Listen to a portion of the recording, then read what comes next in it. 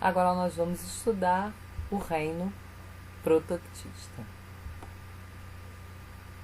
Só falar o seguinte, o reino protoctista inclui os protozoários e as algas. Provavelmente vocês já devem ter ouvido falar no termo reino protista. Essa é uma nomenclatura mais antiga. A nomenclatura mais atual é reino protoctista, tá bom? Primeiro nós vamos falar então sobre os protozoários, vamos caracterizá-los.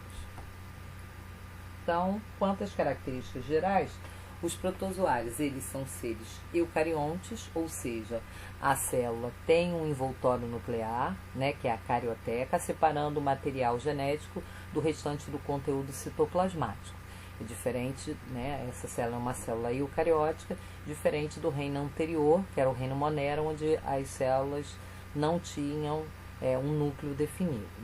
Esses organismos, eles são unicelulares, e em sua grande maioria tem vida livre, ou seja, nós podemos encontrá-los na água doce, na água salgada ou em locais com grande umidade.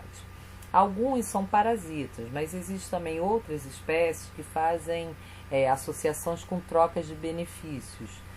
A principal, a reprodução pode ser assexuada ou sexuada, e para critérios de classificação são utilizados os tipos de locomoção, é o principal critério de classificação, tá? Esses protozoários, eles são heterótrofos e a digestão deles é uma digestão que é intracelular, ocorre dentro das células, e tem a eliminação dos resíduos através da exocitose. Vamos ver então agora os grupos de classificação.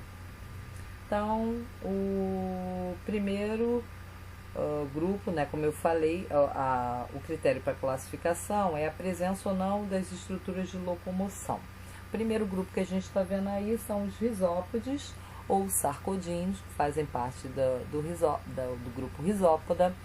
Eles são protozoários que vão se locomover através de expansões do próprio citoplasma, que são conhecidas como pseudópodes ou falsos pés.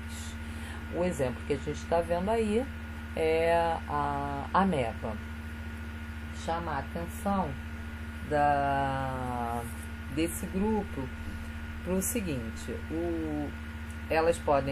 as amebas, né? Os risópodes podem ter vida livre ou parasitária. A ameba, por exemplo, pode causar amebise na espécie humana. Tem algumas espécies que são comensais.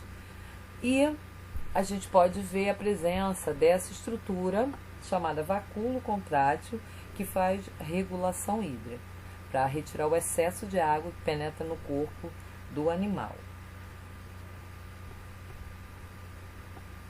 Segundo grupo é o grupo ciliófora, né, onde nós temos os ciliados. Então agora a organela de locomoção são os cílios. São pequenos filamentos que geralmente revestem toda a superfície externa do corpo do animal. Essa estrutura pode ser utilizada para locomoção e também para captura de alimentos. Chamar a atenção para a presença de dois núcleos, como a gente pode observar, um macro e um micronúcleo. O macronúcleo está relacionado às funções vitais e o micronúcleo é que está ligado à questão sexual. Esses ciliados podem ter vida livre, podem ser parasitas e podem também fazer associações mutualísticas, fazendo troca de benefícios com a espécie que eles realizam o mutualismo, tá? O que mais que a gente observa nesses ciliados? Também o vacúolo contrátil, para fazer a regulação osmótica, já expliquei na imagem anterior. Temos o sulco oral. Esse sulco oral vai originar uma espécie de boca que é chamada de citóstoma. Logo após o citóstoma, nós temos a citofaringe. Essa citofaringe é revestida de cílios, tá? É cheia de cílios que vão permitir a absorção de nutrientes. Vemos também aqui o vacúolo digestivo. Esse vacúolo digestivo que é onde ocorre a digestão do alimento, ele é formado pela fusão de duas estruturas. O fagossoma, que é uma estrutura que vai envolver a partícula alimentar. Quando esse fagossoma se junta aos lisossomos, que são as organelas especializadas na digestão intracelular, eles formam esse vacúolo digestivo e é onde ocorre a digestão. A saída das partículas, né, não digeridas, né, daquilo que não vai ser aproveitado, é feito por exocitose e é através de um vacúolo que a gente chama de vacúolo residual. Então, ele vai eliminar esses resíduos. Em alguns, né, aí não está mostrando, a gente pode ter a presença também de tricocistos, que são filamentos que os ciliados podem utilizar para a defesa. O exemplo é o paramécio. Próximo grupo é o grupo mastigófora ou flagelados. Esses organismos, eles podem ter 1, 2 ou dezenas de flagelos. A gente vê aqui nesse exemplo que é a giardia, a presença de inúmeros flagelos. Nesse grupo nós temos tanto representantes de vida livre quanto de parasitas e podem viver em associação mutualística, tanto no intestino de barata quanto de cupins, auxiliando na digestão de alimentos.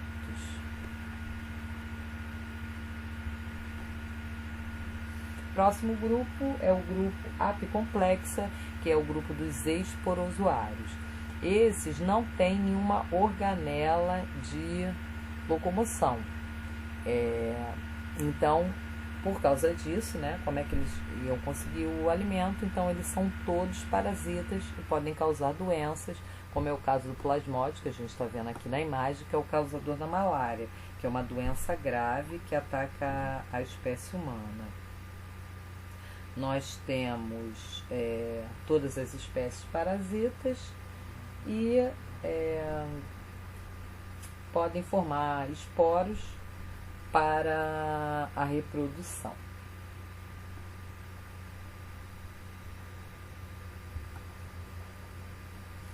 O grupo dos foraminíferos, eles são protozoários, né? Esse grupo que é o dos foraminíferos e o próximo, que é os actinópodes, eles também apresentam pseudópodes, só que são pseudópodes diferentes dos pseudópodes lá dos rizópodes ou sarcodinos, por isso que eles são classificados à parte. Então, esses apresentam, além dos pseudópodes, um revestimento ou carapaça rígida. Essa carapaça externa pode ser formada por carbonato de cálcio, pode ser formada por quitina, mas também pode ser feita por fragmentos calcários ou de sílica. Como essa carapaça é uma carapaça rígida, é preciso, né, a presença de perfurações por onde vão sair os pseudópodes. E nesse grupo, a maioria dos representantes são marinhos, vão constituir o plâncton, como eu coloquei aí. E duas curiosidades. A primeira é o seguinte, que as carapaças desses foraminíferos, elas estão presentes nas rochas sedimentares, né, que fazem parte das pirâmides do Egito. E outra curiosidade é que a presença de foraminíferos numa região é indicativo da presença de petróleo. Agora o último grupo, né, que são os actinópodes. Como eu falei, eles também têm pseudópodes, são pseudópodes bem fininhos, assim como dos foraminíferos. E nós temos dois grupos, né? O grupo dos radiolários e o grupo dos heliozoários. Esse representante que está aqui, pela presença dessa cápsula central, ele é um radiolário, tá? São organismos que são exclusivamente marinhos, são constituintes do plâncton e essa cápsula aqui central é formada de quitina. Já os heliozoários, que eu não botei a imagem, eles são bastante semelhantes a esses, só que eles não têm essa cápsula central de quitina. E também a diferença é que eles são representantes de água doce. Eu falei que os protozoários eles podem causar doenças graves no homem. Vou me ater a duas delas, que é a malária e a doença de Chagas, tá bom? Mas aconselho que vocês, assim como as viroses, assim como as bacterioses, vocês deem uma aprofundada no estudo, é só para a aula não ficar muito extensa, tá beleza? Então, primeiro a malária, o agente etiológico, que é o causador, são 4 gêneros de protozoários plasmódio, tá? Como principais sintomas, nós temos dores de cabeça, picos febris, calafrios, sudorese, anemia, aumento do fígado e do baço. A malária, ela também pode ser conhecida como paludismo, é uma infecção aguda e que é transmitida pela fêmea do mosquito Anopheles. Então, o agente etiológico ou causador é o plasmódio, que é o protozoário, e o vetor ou transmissor é o mosquito, a fêmea, né, do mosquito Anopheles. A gente pode ver a imagem dela aqui. Essa outra imagem, a gente tem alguns dos sintomas, tá? E aqui o ciclo de vida desse parasita. A malária, ou paludismo, ela mata cerca de 3 milhões de pessoas ao ano. O número de mortes só é comparado aos que morrem por AIDS. E a principal parasitose tropical.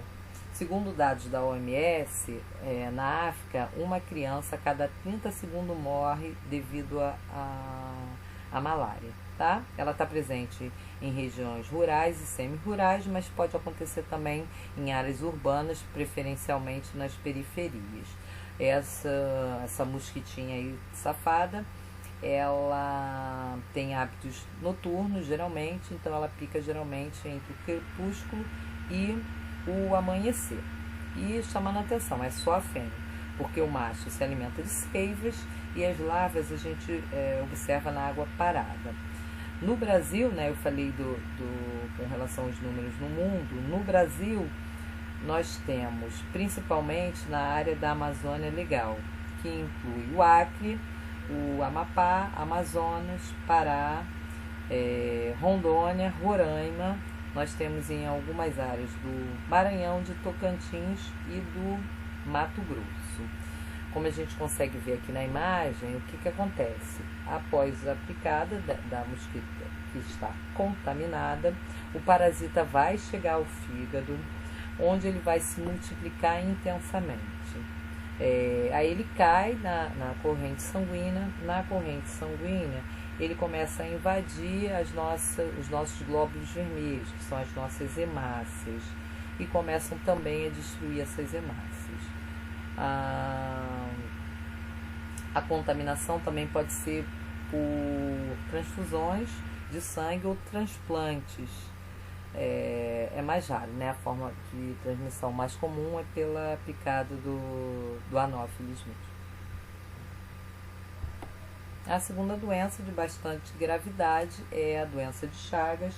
A doença de Chagas, o agente etiológico é o Trypanosoma cruzi, ou seja, o agente etiológico é o causador, né? Já falei para vocês.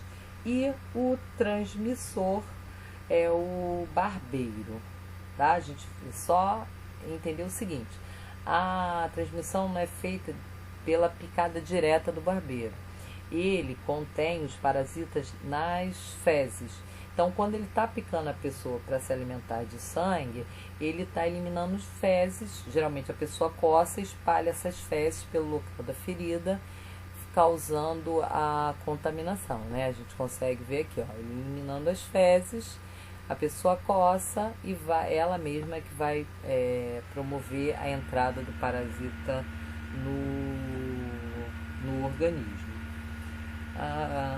Existe também contaminação na vida intrauterina, no caso de gestantes contaminadas, e por transfusão de sangue e por acidente, né, com punções em laboratório. Aí no caso de profissionais de saúde é mais incomum, digamos assim. E vocês já devem ter ouvido falar, né, que no Brasil, se não me engano, em Santa Catarina, houve um caso de contaminação pela ingestão de caldo de cana, onde ou continha as fezes ou o inseto foi triturado junto à cana.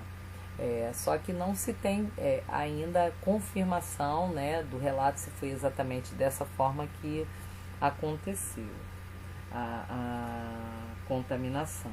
Então, o tratamento é feito na fase aguda, principalmente, feita com besonidazole, que é um remédio que é bastante forte.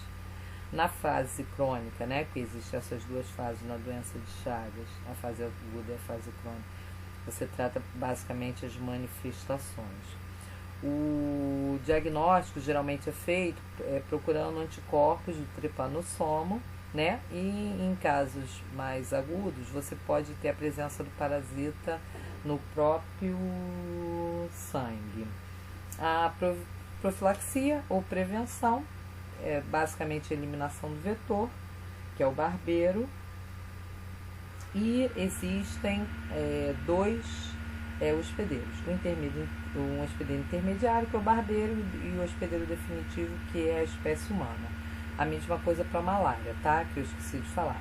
O hospedeiro intermediário, no caso a malária, é o ser humano, e o definitivo é a fêmea do mosquito. Aí que voltando para a doença de Chagas, então após um período de incubação, que dura mais ou menos uma semana, começam a surgir os primeiros sintomas, né? Febre, línguas espalhadas pelo corpo, aumento do fígado, do baço e uma vermelhidão que é bem semelhante a uma alergia. Conforme o agravamento da doença, você tem uma inflamação no coração, arritmias cardíacas, e na fase crônica você tem um mau funcionamento do músculo cardíaco, que é o miocárdio, com arritmias graves, tá? E o músculo cardíaco pode inclusive perder a capacidade de bombeamento do coração. O crescimento do coração também pode inviabilizar o seu funcionamento. Bom, vamos à reprodução dos protozoários. Pode ser por forma assexuada, por divisão binária ou divisão múltipla. Aqui a gente vê a forma de reprodução sexuada, que é por conjugação. Na reprodução sexuada, o que vai acontecer? Os organismos vão trocar os micronúcleos, né, que são responsáveis pela reprodução. Aí a gente está vendo o caso da conjugação no paramécio. Agora vamos falar sobre as algas, que é o outro grupo constituinte desse reino protoctista. Então, as algas, elas são também eucariontes, só que elas são fotossintetizantes. Então, elas produzem compostos orgânicos através da fotossíntese. Nós temos uma grande diversidade desses organismos. Elas podem ser tanto únicos quanto multicelulares. São as maiores produtoras de oxigênio do planeta e não apresentam nem tecidos, nem órgãos especializados. O corpo dessas algas são talos, tá? Temos representantes encontrados em rios, em lagos, em mares, em associações. Temos algas que são planctônicas e temos algas que são bentônicas, né? Então, as planctônicas, elas ficam flutuando, são levadas, né, à sorte das marés, enquanto as bentônicas são fixas, né, são aderidas. Temos a presença de diversos pigmentos que vão dar coloração diversas, mas apesar das cores diversas das algas, todas elas vão apresentar clorofila. E bom, vamos falar agora sobre a importância, tá? Importância ecológica e importância econômica. Na alimentação, a gente vê aqui o exemplo do sushi, né? Aquela capinha que recobre o sushi é alga. Na indústria, ela pode ser utilizada para fazer espessantes, né? Para alimentos. Aqui a gente vê uma outra foto de plaquinha de Petri, onde você pode fazer culturas de bactérias, né? É utilizado uma substância que é extraída dessas algas, que é o agar-agar. Ele também pode ser utilizado para a fabricação de cápsulas de remédios. Nós temos corantes, como a carragenina, que é extraído de uma alga, e o biodiesel, tá? Nas cadeias alimentares, como eu falei, elas são os mais importantes representantes que produzem o oxigênio, tá? Aqui nós vemos todos os grupos de algas. Então, a primeira que a gente está vendo aqui são as euglenófitas, que fazem parte das euglenas, que a gente está vendo aí na foto, né? São organismos que são unicelulares, que vivem na água doce. Tem a presença do vacúolo contrátil, né, para eliminação do excesso de água. E tem a presença de 2 flagelos. Um longo, que está relacionado à locomoção, e um mais curtinho. Essas euglenas, elas não têm parede celular. O segundo grupo são os dinoflagelados, são unicelulares, tem a presença de flagelos no interior de sulcos, fazem parte do plâncton. Existem cerca de 3.000, mais ou menos 3.000 espécies, sendo que 20% dessas espécies são algas que produzem toxinas, né? Então, um exemplo bem conhecido é o da maré vermelha. Então, um excesso de nutrientes na água pode promover uma multiplicação grande desses organismos, causando a maré vermelha. As diatomáceas são unicelulares, tem uma parede celular dupla. A divisão pode ser por reprodução sexuada. E uma curiosidade é que, como ela tem essa carapaça dupla, a cada divisão você vai ter uma diminuição no tamanho da linhagem. As crisófitas, ou algas douradas, né, são algas extremamente bonitas, que podem viver em colônias. A presença de um pigmento que é a fucoxantina. Elas fazem parte do fitoplâncton, né, são unicelulares e são flageladas. As faiófitas, ou algas pardas, são algas marinhas que são multicelulares. O pigmento é a fucoxantina, que vai dar essa coloração amarronzada.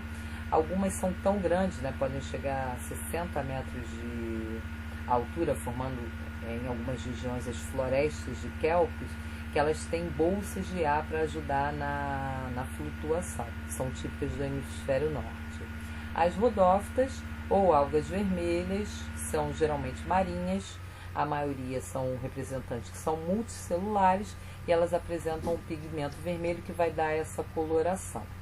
Algumas têm carbonato de cálcio, então elas vão ser algas que a gente chama de coralináceas e estão associadas aos corais. E por último nós temos as clorófitas, que são as algas verdes, podem ser multi ou unicelulares, podem formar colônias na água doce ou marinha. E algumas dessas clorófitas, elas constituem associação mutualísticas junto com os fungos, que são conhecidas como líquens. Quanto à reprodução, nós temos reprodução assexuada, por divisão binária, ou por fragmentação do talo, ou por zoosporia, tá? Que é esporulação, que a gente já falou. Na reprodução sexuada, nós vemos a presença de uma meiose, que é uma meiose zigótica, ou seja, vai ocorrer no zigoto. O adulto é um adulto que é haploide. Então, esse adulto haploide vai produzir gametas, esses gametas se juntam, vão formar um zigoto que é diploide, esse zigoto vai sofrer meiose e vai dar origem a um adulto que é haploide. Também temos a